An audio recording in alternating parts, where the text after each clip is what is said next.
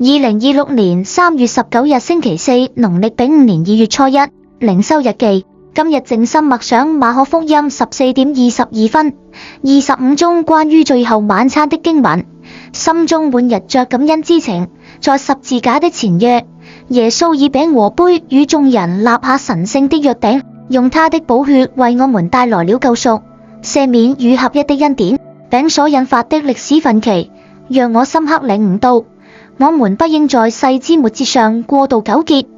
而應回歸到基督捨己愛人的核心教義。這一道理同樣適用於澳門。澳門各界雖然訴求不盡相同，但大家的共同心願都是希望家園穩定、居民幸福。基督所賜予的合一恩典，正是我們攜手同行的堅實根基。在默想主餐的四重意義時，我對自己的生命使命以及在澳門所肩負的責任有了更為清晰的認知。主餐是十字架的生動映照，它激勵着我們依靠主的力量，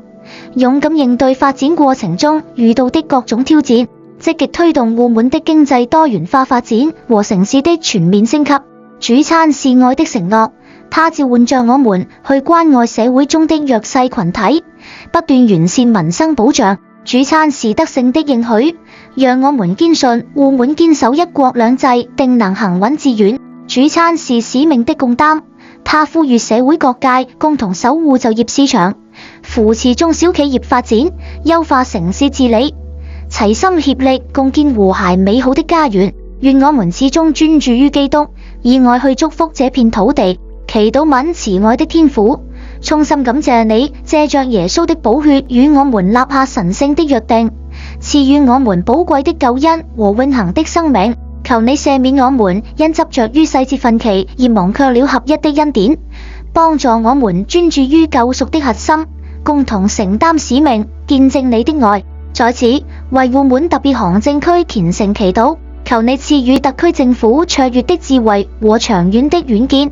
使其能夠堅守一國兩制等重要原則，築牢國家安全防線，積極融入國家發展大局，引領澳門走向繁榮穩定，守護澳門的就業市場，保障居民的就業機會，為青年拓寬發展空間，扶持中小企業，推動經濟多元化發展，深化橫琴與澳門的一體化進程，完善社會保障體系和服務，悉心照顧弱勢群體，讓發展的成果能夠惠及每一位居民，凝聚各界力量，優化城市治理，將澳門建設成為宜居宜業的城市，確保澳門的長遠穩定、社會的祥和安寧以及居民的幸福安康。求你幫助我們將主的愛活出來，成為這座城市的鹽和光。奉主耶穌基督之名，阿門。